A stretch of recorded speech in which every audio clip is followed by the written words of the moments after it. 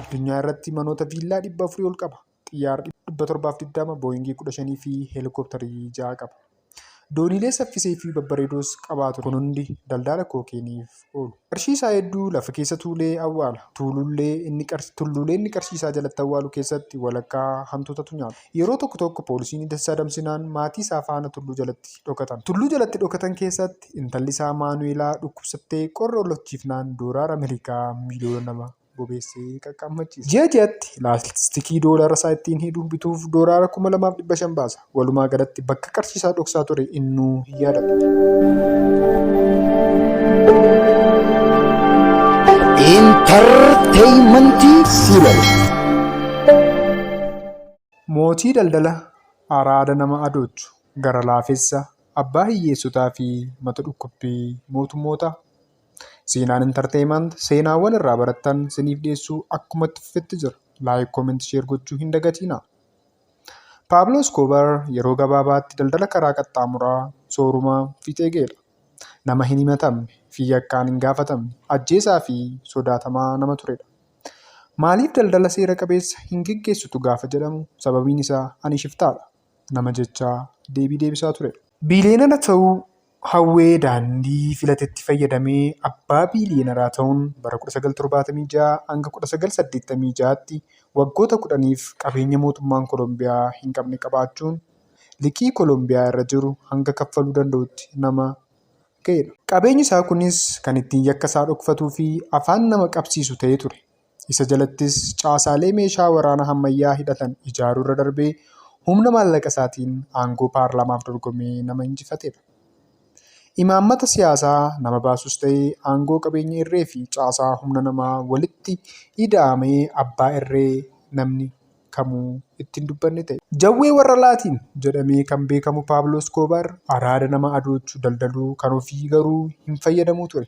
Maddi qabeenya isaa araada nama adoochu yookaan kookiin ta'us ofii hin fayyadamu. Maatii isaa baay'ee jaallata. Hiyyeessotas baay'ee marata. Garuu nama daandii daldala isaatti dhufe qawween mataaf. Siyaa'ii yeroo hedduu hordofee qabuu dadhabe.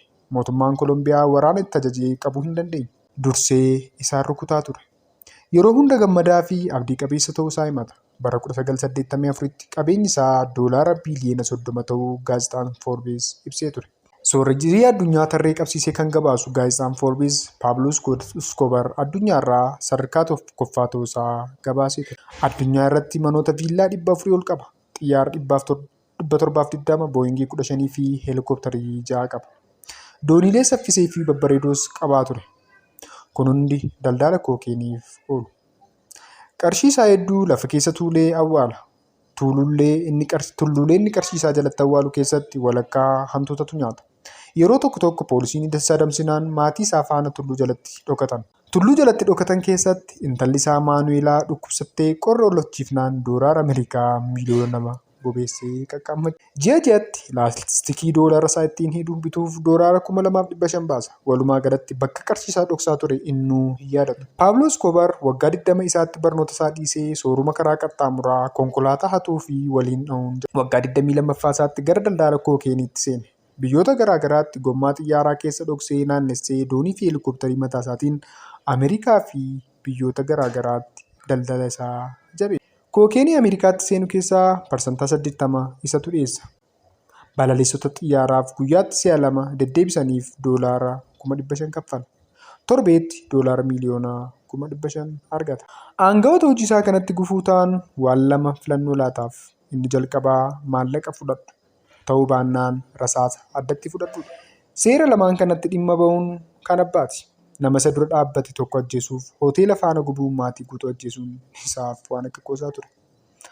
Yeroo tokko siyaa'een kaameeraa socho'uun hordofanii waarshaa kookeenii bosona keessatti ijaarame oomishaa ture argatanii kookeenii kiiloogiraama baay'ee jalaa barbadeessan. Innis aangaa siyaa'ee kana hordofsiisee xiyyaara faana qilleensa irratti akka gubatu godhe. Ilma aangaa sanaas guyyaa saafaa magaalaa keessatti ajjeesise. Paablo Escobar yeroo biraas utuu Koolombiyaatti imaluu poolisiin qabamee himannaan irratti banamus utuun turiin hiikame. Poolisoota qarshii inni dhiyeesseef didanii isa hidhan lamaan guyyaa muraasa booda ajjeefame. Abbaan murtiin dhimma isaa qabatee tures ni ajjeefame. Mariin walga'ii aangawoota kamuu utuu hin buliin isa bira ga'a. Itti aansees tarkaanfii ajjeechaa fudhata. abbootii murtii 200 olis ajjeesiseera. Kan inni sodaatu Ameerikaatti dabarfamee kennamudha. Ameerikaatti kennamanii guyyaa tokko hidhamuurraa Koolombiyaa keessatti du'anii awwaalamuu wayya jedhees dubbata. Seerri yakkamaa Ameerikaatti dabarsanii laachuu akka raggaaneefis hedduu carraaqqii isaa kana keessaas mariin seera kanaa haqamee bakki isaa liqii Koolombiyaa irra jiru $10 biiliyoona 10 kaffala jedhee gaafatee garuu hin milkoofne.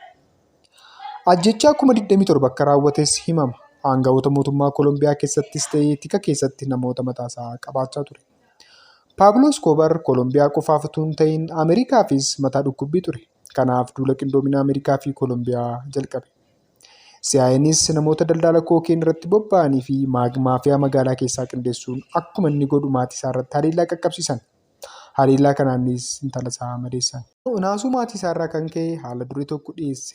Harka laachuu, mana bareedaa fi ofii ijaarsa keessatti hidhamuu, waraana ofii ijaarrateen eegamuu kan jedhu. Pablo Escobar ni hidhame utuu hin ta'in manaa fi mooraa bashannanuu danda'u keessatti jiraachuu eegale. Garuu namoota duraan wajjin hojjetaa ture wajjin paartii qopheessee bashannanuu fi shira ajjechaa garaagaraa qindeessuu inumatti fufe. Aangoonni mootummaa Koolombiyaa gocha kanaan rifatanis akka inni mana hidhaa idileetti hidhamu mari'achuu jalqaban. Odeessa kana dursee kan dhaga'e Escobar waardiyyoota isaa 5 qabatee mootummaan Koolombiyaa yeroo 11,000 sakatteensa magaalaa godhee yeroo 4,000 karaa cufsiisuun sakatta'an. Garuu ji'oota 17 bakka inni bu'ee dhabame. Ajjechaan abbootii murtii, poolisootaa fi aangawotaa deeggartoonni Pablo Escobar ta'anis ajjeefamaa turan. Jaalalli maatii isaaf qabu adda waan ta'eef karaa bilbila isaa butuuf guyyaa dhaloota ilma isaa 23 eege. Tikni bilbila isaa hordofaa ture guyyaa jedhame kanatti maatii isaatti bilbilee haasaa gabaabduu Happy Birthday jedhee qabatan. Haasaa gabaabduu kanaan ilmi isaa maaliif bilbilte si qabu jedhe. Kana keessatti bakka inni jiru barame. Kana gidduutti baaxii manaa inni dhokate dhaqanii waraanni Koolombiyaa haleellaa gaggeessan. Guyyaa sana Escobar waardiyyoota muraasa faana waan tureef salphaatti rukutame. Du'a isaa kanarratti waan lamatu dubbatama. Inni tokkoffaan poolisiitti ajjeese yeroo ta'u, inni lammaffaan immoo ofiin of ajjeese kan jedhu ture. Hundaafuu waggaa 44tti Pablo Escobar addunyaa kanarraa du'aan boqote.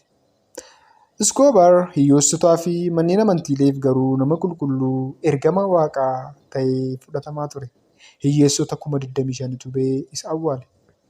Har'aan suuraan isaa mana isaanii keessaa hin dhabamu. Mana barumsaa fi manneen amantii istaadeemii akka inni isaaniif ijaarsise oolmaa isaanii isa guddaa ture. Hiyyeessotaaf gadda guddaa Ameerikaa fi Koolombiyaaf garuu duuti Escobar haara galfii fi boqonnaa guddaa ta'e. Siinaan Entertainment subscribe gochuun seenaa biroo dursa argadhaa. Kan qopheesse Deeva Abduwaaq, kan isiniif dhiyeesse Anoliiqaa Didhaati. Qophii biraan hanga walitti deebinutti yeroo gaarii. Siinaan Entertainment.